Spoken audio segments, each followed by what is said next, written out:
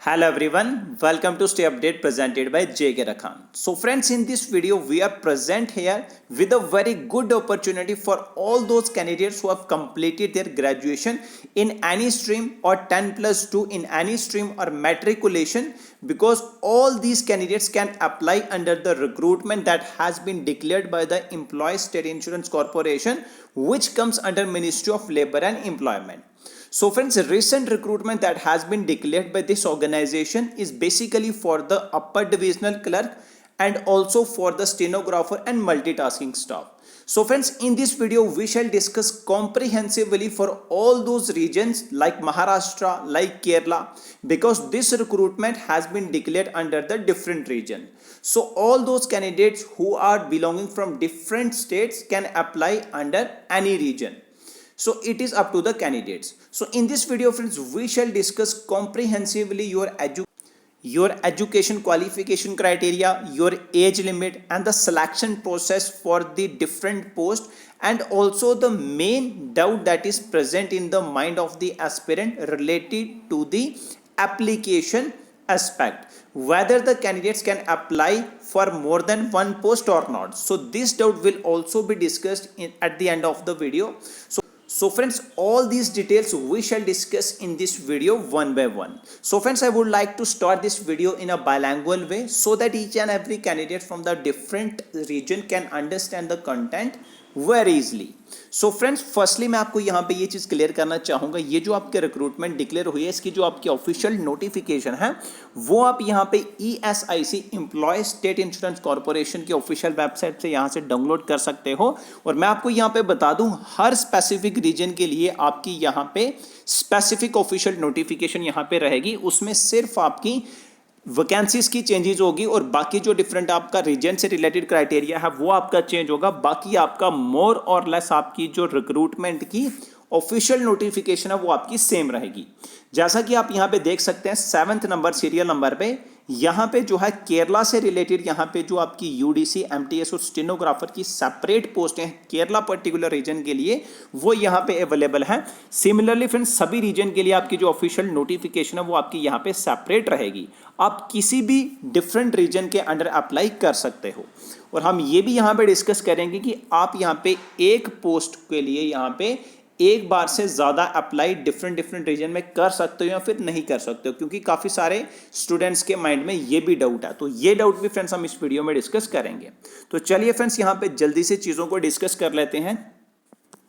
तो जैसा कि फ्रेंड्स आप यहाँ पे देख सकते हैं, हमने यहाँ पे ऑफिशियल नोटिफिकेशन खोली है महाराष्ट्र रीजन के लिए। डिफरेंट रीजन के लिए सेम रहेगी, सिर्फ यहाँ पे रीजन चेंज हो जाएगा और वैकेंसीज का क्राइटेरिया आपका चेंज हो जाएगा। तो यहाँ पे फ्रेंड्स आपके टोटल 3 पोस्टें रहेंगी, अपर डिविजनल क्लर्क की, स्टेनोग्राफर की और मल्टीटास्किंग स्टाफ की।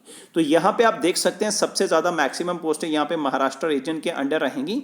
यूडीसी की आप यहाँ पे देख सकते हैं अपर डिविजनल क्लर्क के अंडर 318 पोस्टें रहेंगी, स्टेनो की 18 रहेंगी और एमटीएस की यहाँ पे रहेंगी 258 पोस्टें। तो टोटल आप यहाँ पे फ्रेंड्स देख सकते हैं, और सभी रीजन को कंबाइन करके फ्रेंड्स आपकी अप्रोक्सीमेटली 3800 पोस्टें इस ऑफिशियल नोटिफिकेशन सभी रीजन के अंडर फ्रेंड्स कंबाइन रहेगी। तो ये फ्रेंड्स आपका वैकेंसीज का क्राइटेरिया रहेगा। आप पे स्केल यहाँ पे देख सकते हैं और क्वालिफिकेशन का क्राइटेरिया तीनों पोस्टों के अंडर देख सकते हैं। जो आपकी क्लरिकल पोस्ट है उसमें आपकी ग्रेजुएशन चाहिए, आपको कंप्यूटर का नॉलेज होना चाहिए, बेसिक नॉलेज आपको होना चाहिए, उसका स्किल टेस्ट भी आपका लिया जाएगा।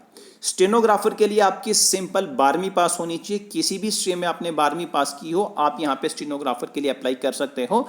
लेकिन स्टेनोग्राफर के लिए आपका यहाँ पे स्किल टेस्ट रहेगा, वो आप यहाँ पे नीचे देख सकते हैं। एमटीएस मल्टीटास्किंग स्टाफ के लिए आपका कोई स्किल टेस्ट नहीं कंडक्ट होगा, आपकी सिर्फ 10th पास होनी चाहिए, आपको एग्जामिनेशन पास करना है, उसके बेसिस पे आपकी यहाँ पे सिलेक्शन रहेगी। एज लिमिट फ्रेंड्स आप यहाँ पे देख सकते हैं, आपकी जो उम्र है कम से कम 18 साल और ज़्यादा से ज़्यादा आपकी जो उम्र है 27 साल से ऊपर नहीं होनी चाहिए, जो स्टूडेंट्स हैं अनरिजर्व्ड कैटेगरी से बिलोंग करते हैं। और एमटीएस वालों के लिए यहाँ पे देख सकते हैं मिनिमम सेम रहेगी, मैक्सिमम 25 साल से ऊपर नहीं होनी चाहिए। कौन सी डेट तक? 15 फरवरी 2022 तक। SC/ST को रिलैक्सेशन रहेगी अपर एज लिमिट के लिए 5 ईयर्स की, OBC को यहाँ पे रहेगी 3 साल तक की, और बाकी डिफरेंट कैटेगरीज के लिए फ्रेंड्स आप यहाँ पे पढ़ सकते हैं। अगर आपको कुछ समझ ना आए कमेंट सेक्शन में आप डायरेक्टली पूछ सकते हैं कि आपकी पर्टिकुलर कैटेगरी के लिए आपको कितनी अपर एज लिमिट के लिए फ्रेंड्स रिलैक्सेशन दी जाएगी। उसके बाद फ्रेंड्स आप यहाँ पे देख सकते हैं 15 फरवरी 2022 आपकी लास्ट डेट रहेगी इसके अंडर अप्लाई करने के लिए। यहाँ पे आप देख सकते हैं एप्लीकेशन फीस कितनी रहेगी अप्लाई करने के लिए। SC/ST और दिव्यांग कैंडिडेट और डिपार्टमेंटल कैंडिडेट्स के लिए और फीमेल कैंडिडेट्स और एक्स सर्विसमैन के लिए 250 रुपीज़ यहाँ पे फीस रहेगी, जो कि रिफंड कर दी जाएगी आपकी जब आप इसके जो फेस 1 पेपर आएगा जिसको प्रिलिमिनरी एग्जामिनेशन कहते हैं, उसके बाद आपको ये फीस पे रिफंड हो जाएगी। यानी कि इन सभी कैंडिडेट्स को यहाँ पे इस फॉर्म के अंडर अप्लाई करना कंप्लीटली फ्री है। रिमेनिंग जो कैटेगरीज हैं अनरिजर्व्ड कैटेगरी, EWS, OBC, उनको यहाँ पे 500 रुपीज़ फीस पे करनी है इसके अंडर फॉर्म को अप्लाई करने के लिए। उसके बाद फ्रेंड्स इसके अंदर आपका जो सिलेक्शन क्राइटेरिया रहेगा वो हम यहाँ पर डिस्कस कर लेते हैं। आपका जो एग्जामिनेशन रहेगा फ्रेंड्स अपर डिविजनल क्लर्क का, वो आपका 3 फेसेस के अंदर कंडक्ट। फेस 1 फ्रेंड्स आपका प्रीलिमिनरी टेस्ट रहेगा जो कि आपको सिर्फ क्वालिफाई करना है। फेज 2 आपका मेंस रहेगा जिसके मार्क्स आपके काउंट किए जाएंगे फाइनल सिलेक्शन के लिए। दोनों फेसेस में आपकी नेगेटिव मार्किंग रहेगी। आप यहाँ पे देख भी सकते हैं कि फेज 1 में जो स्टूडेंट्स क्वालिफाई हो जाते हैं, जितनी वैकेंसीज आपकी अपर डिविजनल क्लर्क के लिए रहेंगी पर्टिकुलर डिवीजन में, उसके इंटू 10 टाइम्स कैंडिडेट्स को मेंस एग्जामिनेशन के लिए फ्रेंड्स शॉर्टलिस्ट किया जाएगा। और मेंस एग्जामिनेशन में जो स्टूडेंट्स क्वालिफाई हो जाते हैं कट ऑफ के बेसिस पे, उनको 5 टाइम कैंडिडेट्स को जो है जितनी वैकेंसीज होंगी कैंडिडेट्स को शॉर्टलिस्ट किया जाएगा कंप्यूटर स्किल टेस्ट के लिए, जो कि फ्रेंड्स आपका क्वालिफाइंग इन नेचर रहेगा। तो 3 फेसेस यहाँ पे रहेंगे आपके डिविजनल क्लर्क के लिए। उसके बाद स्टेनोग्राफर के लिए आपके 2 फेस रहेंगे, फेस 1 फेस 2। फेस 1 में मेंस एग्जामिनेशन, फेस 2 में आपका स्किल टेस्ट रहेगा।